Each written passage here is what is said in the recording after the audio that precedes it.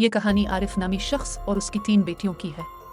उनकी अहलिया का कुछ साल कबल इंतकाल हो गया था। उनकी तीनों बेटियां बहुत खूबसूरत थीं, लेकिन सबसे छोटी बेटी जिसका नाम फातिमा था उनमें सबसे ज़हीन थी। आरिफ अपनी तमाम बेटियों से बहुत प्यार करता था और उन्हें कभी भी माँ की कमी का एहसास नहीं होने दिया। इसने उनकी तमाम ख्वाहिशात की तकमील को यकीनी बनाया। जैसे जैसे वो बड़े हुए, बेटियों ने अपने वालिद के लिए खाना पकाना शुरू कर दिया जब वो काम में मसरूफ़ थे।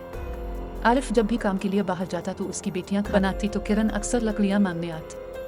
ताहम सबसे छोटी बेटी फातिमा को किरण बिल्कुल पसंद नहीं थी। जब भी किरण उनके घर आती वो अपनी बहनों से कहती, ये औरत हमारे घर क्यों आती है, ये बिल्कुल अच्छी इंसान नहीं है। इसकी बड़ी बहनें इसे तसल्ली देने की कोशिश करती और कहती, देखो फातिमा, वो बेवा है और गरीब है, अगर वो हमारे घर से लकड़ियां ले ले तो क्या हर्ज है। लेकिन फातिमा ये कहते हुए खामोश रहती कि एक दिन यह औरत हमारे लिए मुसीबत खड़ी करेगी। कुछ देर ये सिलसिला चलता रहा। किरण रोजाना उनके घर लकड़ियां मांगने आती और जब भी इसे मौका मिलता आरिफ के खाने में राख मिला देती। जब आरिफ को यह महसूस होने लगा कि इसके खाने में कुछ गड़बड़ है तो इसने समझा कि इसकी बेटियां खाना पकाने में नातजुर्बाकार होने की वजह से गलती कर गई। वो इनसे बहुत प्यार करता था और समझ नहीं सकता था कि वो इसका खाना क्यों ख़राब कर रहे हैं। एक दिन आरिफ ने फैसला किया कि वो अपनी बेटियों के खाना पकाते वक्त उन पर नज़र रखेगा। जब उसकी बेटियां खाना तैयार करने लगी तो वो खामोशी से डालकर उसे बर्बाद कर दिया। आरिफ को बहुत गुस्सा आया। अगले दिन इसने किरण को अपने घर बुलाया और गुस्से से पूछा, तुम्हारी हिम्मत कैसे हुई मेरा खाना ख़राब करने की। किरण ड्रामाई अंदाज में इसके करीब पहुंची और उसके सीने को आरिफ ने इसकी दिलकशी से मुतासिर होकर उसकी बातों पर यकीन किया और इससे शादी करने का फैसला किया। अपनी बेटियों से मशवरा किए बगैर उसने किरण से शादी की और उसे घर ले आया।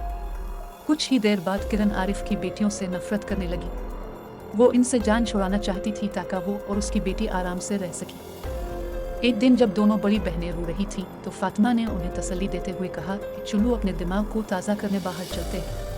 वो घर से निकले और एक जंगल में चले गए, जहाँ वो एक बड़े दरख्त के नीचे बैठ गए और अपनी माँ को याद करते हुए रोने लगे। एक बुजुर्ग, एक मुकद्दस आदमी पास से गुजरे और उनकी बात सुन ली।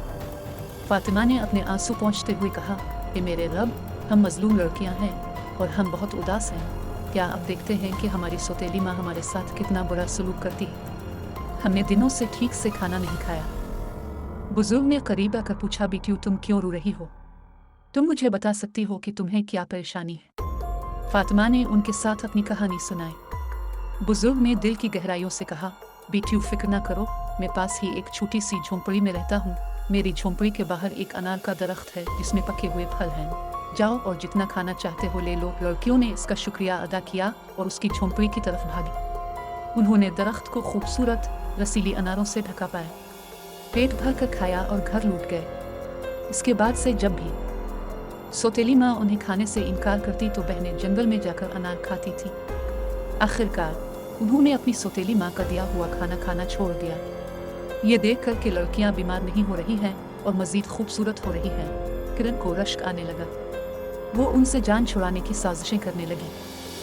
एक दिन जब लड़कियां दोबारा जंगल में गईं तो किरण ने अपनी बेटी को उनके पीछे आने के लिए भेजा। जब लड़कियां अनार खा रही थीं तो फातिमा ने इसे देखा और कहा, वो हमें देख रही है, अगर वो वापस जाकर हमारी सौतेली माँ को बताती है तो हम मुसीबत में पड़ जाएंगे। लेकिन बड़ी बहनों ने इसके खदशात को मुस्तरद करते हुए कहा, वो बेकसूर है, इसे वापस जाने दो। इन्होंने इसे खाने के लिए एक अनार दिया लेकिन इसने नहीं खाया और जल्दी से अपनी माँ को बताने लगी। किरण ये सुनकर गुस्से में आ गई। उसने कुछ आदमियों को दरख्त को तबाह करने और तालाब को गंदगी से भरने के लिए भेजा। अगली बार जब बहनें जंगल में गईं तो देखा कि दरख्त और तालाब खत्म हो चुके। वो दिल शिकस्ता थे और थके हारे और भूखे घर लौटे। इस दौरान किरण ने इत्मीनान महसूस किया कि इसका मंसूबा कामयाब हो गया है। दिन गुजरते गए और आरिफ घर वापस आया तो उसकी बीवी ने सर में दर्द की शिकायत की।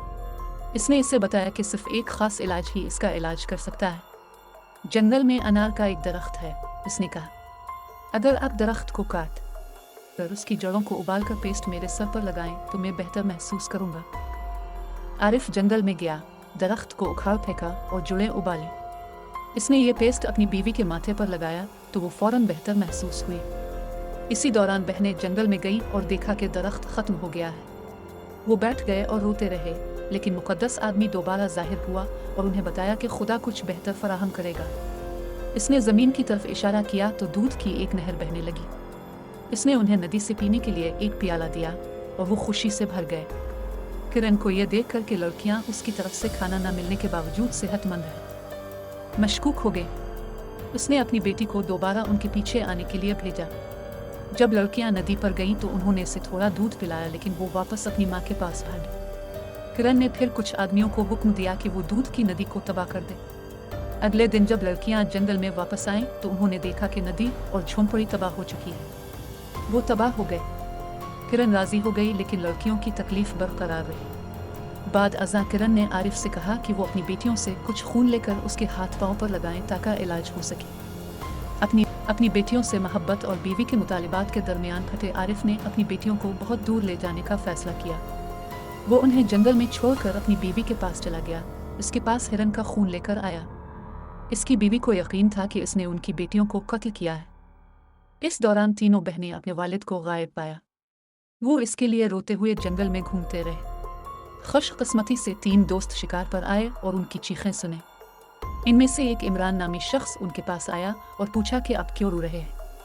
फातिमा ने उनकी कहानी बयान की और इमरान ने मशवरा दिया कि वो तीनों लड़कियों से शादी कर लें ताकि वो अच्छी जिंदगी गुजार सकी। लड़कियां राजी हो गईं और फातिमा ने इमरान से शादी कर ली। साल गुजर गए और फातिमा के बेटे की पैदाइश हुई। लेकिन एक दिन इमरान शिकार के लिए जंगल में गया और वापस नहीं आया। कई दिनों के इंतजार के बाद फातिमा उसे ढूंढती चली गई, लेकिन वो हमेशा के लिए खो गई। वक्त के साथ इसका बेटा बड़ा हुआ और अपने वालिदैन को तलाश करने का फैसला किया। वो इसी जंगल में दाखिल हुआ जहां उसने पत्थर की एक पुरानी इमारत दरियाफ्त की। वहां उसकी मुलाकात एक बुजुर्ग से हुई जिसने इंकिशाफ किया कि एक ताकतवर जादूगर ने उसकी माँ को कुत्ता बना दिया है।